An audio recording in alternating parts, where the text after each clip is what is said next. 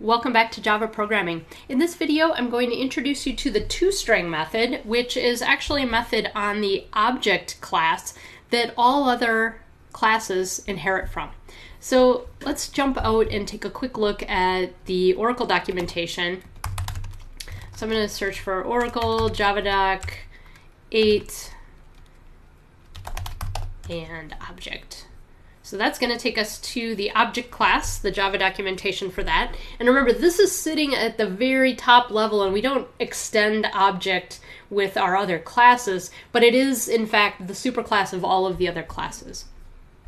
And if we take a look at this, there is a toString method. Lots of methods on here that we can call on any of our classes, but there's a toString method.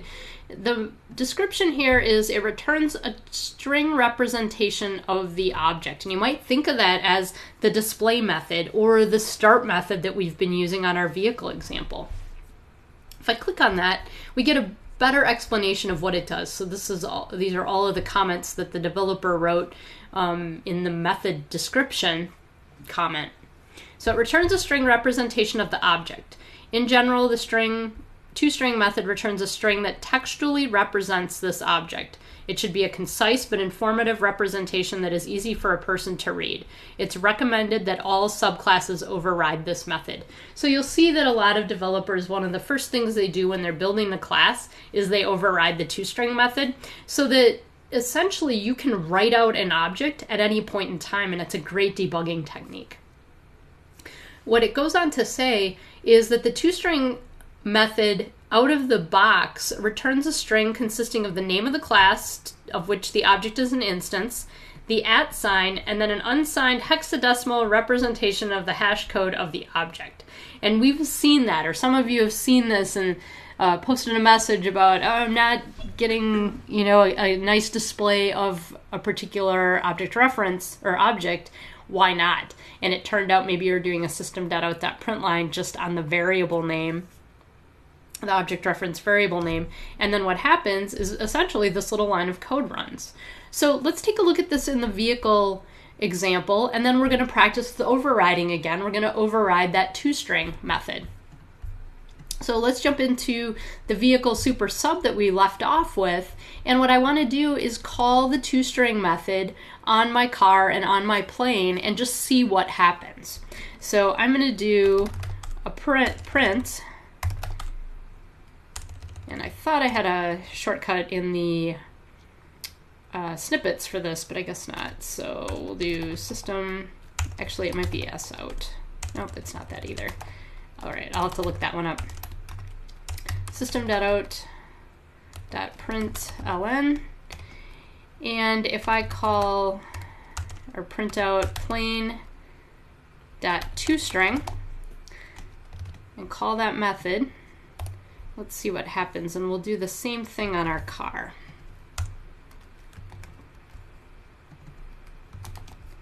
I'm going to comment out the start method here just so we don't have too much output to look at.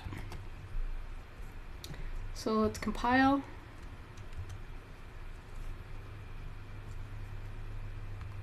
And we'll clear the screen, and then let's run. And there we get, just like the documentation indicated for the object, we get the class name, the @ sign, and then a hash or location in memory, however you want to refer to that. Essentially, it doesn't help us at all. So, as I mentioned, most developers, first thing they do when they're writing a class is override that toString method so that we get something better out of this. Before we do that, I just want to highlight one thing, and that is that if I don't put the toString method there, it is implicitly called. So this implicitly calls toString. And this is why some of you earlier in the semester saw that kind of goofy toString notation coming out, and it confused many of you. You're like, I don't know where this is coming from. So hopefully this kind of ties that up for you. So let's go ahead and recompile. And we'll see that the output when we run is the same.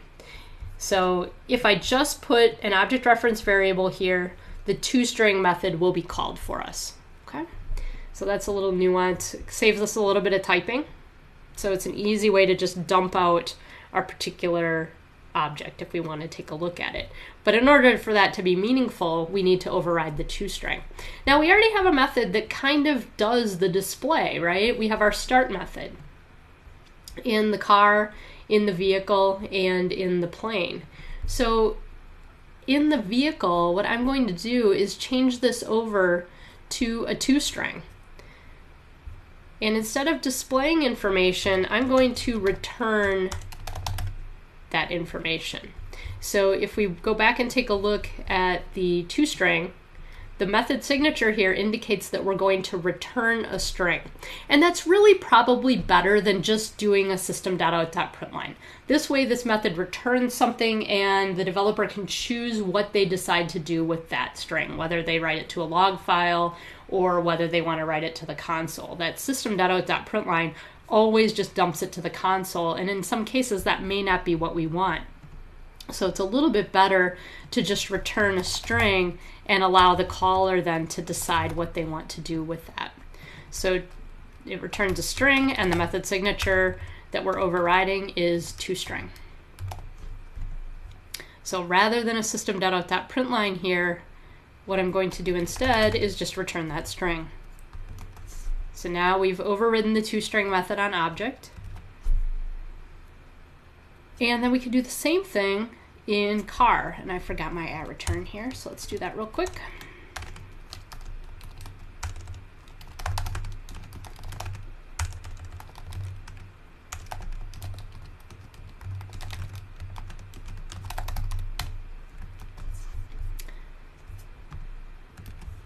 All right, over in car then, this is going to become string. Start is going to become toString. And rather than calling super.start, I'm going to call super.toString. And because I'm returning, I'm going to want to return super.toString plus the additional information that I had added in about cylinders.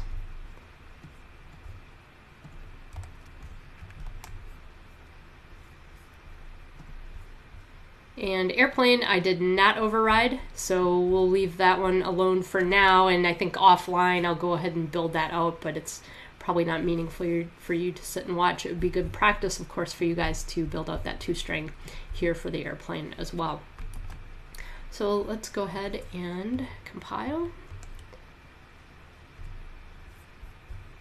And looks like I probably missed a semicolon here. Vehicle, line 50, expected a semicolon. So let's head back over to vehicle, line 50. And let's bring this up a line. I think that might be what's causing us an issue there.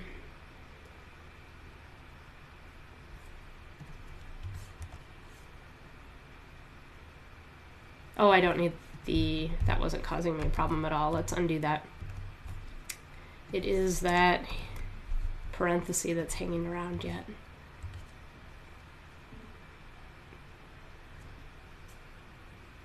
All right, so now I've got a few errors in the vehicle factory, which was from a previous demo where I was calling the start method. So I'm going to quickly just fix that up so that we don't have a bunch of broken stuff here.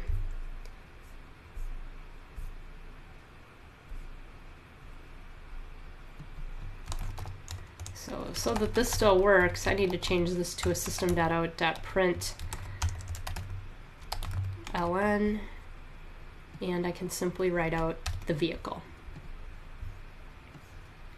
And then that'll be the same thing here.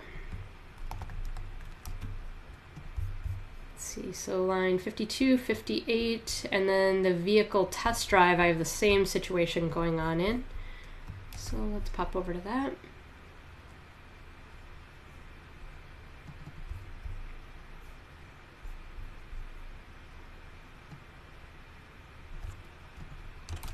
And again, I need to use a system.out.println here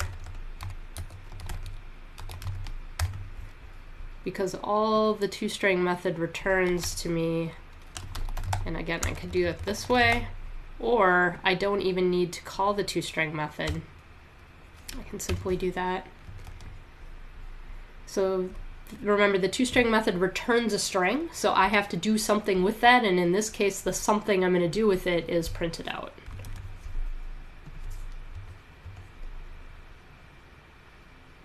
All right, we're almost there. Cannot find symbol vehicle. Let's see what I messed up there. That was in the vehicle factory, line 58. So vehicle factory, line 58, and I don't have a vehicle, I have vehicle 1 within this loop, so just a copy and paste error.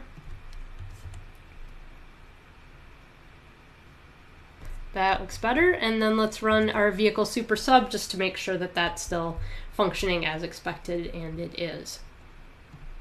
One more thing we could do, if we wanted to just confirm the class type that we were writing out, I could update the vehicle toString method to return super.toString,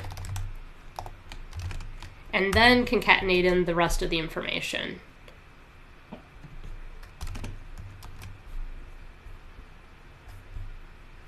So let's compile that. And we'll clear the screen here.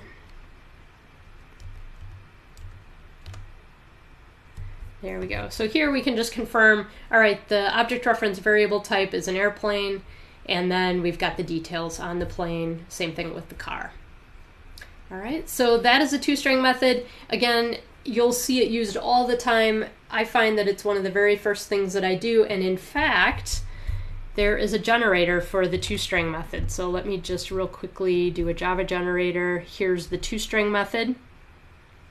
And this one might be a little bit early for us to use, but what this will do is write out the type, and then it will take every single instance variable and write those out as well. It's not necessarily pretty, but it's there, and you've got a quick look at what your object looks like at any point in time. So you'll find that you're using that toString pretty often, especially in debugging. Okay, that's it for now. We'll see you next time.